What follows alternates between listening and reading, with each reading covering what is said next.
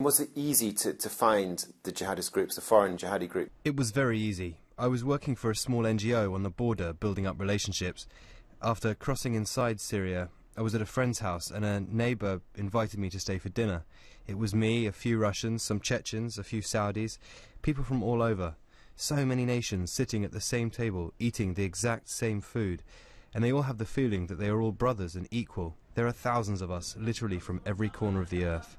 And a lot from Europe. Europeans are the third largest group after the Saudis and Chechens. And what did you and the other members of this foreign jihadi group think was your goal? As long as the regime is there and the oppression of your Muslim brothers is still happening, then getting rid of the regime is the goal. The final result will be an Islamic state, because we believe Sharia, or Islamic law, includes everything. We are all al-Qaeda in the sense of ideology and mindset. Syria has a particularly important place for Muslims. It's a particularly significant area religiously.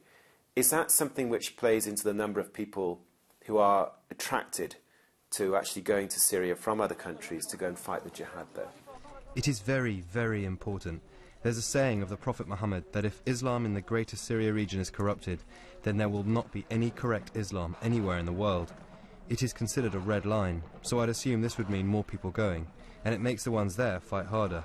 Is this jihad defined in a sort of sectarian way as well, in the sense that it is a fight against the Shia population? It's definitely a fight against the Shia. Shia is not a sect of Islam. The differences between Sunni and Shia are so huge that they're not related to our religion in any way. On the battlefield, it's legitimate to kill them. In areas we control, we would force them to stop calling themselves Muslims. It's irritating. They disagree with us on some of the core concepts of our religion. You've now left this foreign jihadist group. Why did you decide to do that? Because they joined the Islamic State of Iraq and Greater Syria. Not all of al-Qaeda's ideas are correct. For example, we should kill the blasphemers and take pride in 9/11. These are not correct and have no basis in our religion.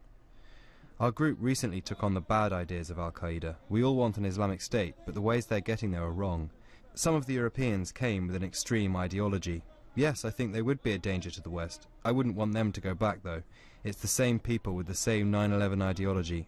And is the risk of that increasing? I mean, as you've said now that, for example, the group you're involved with has now pledged fully allegiance to al-Qaeda. Does that mean that amongst the foreigners there, there's now a greater risk of this happening? I think so, yes.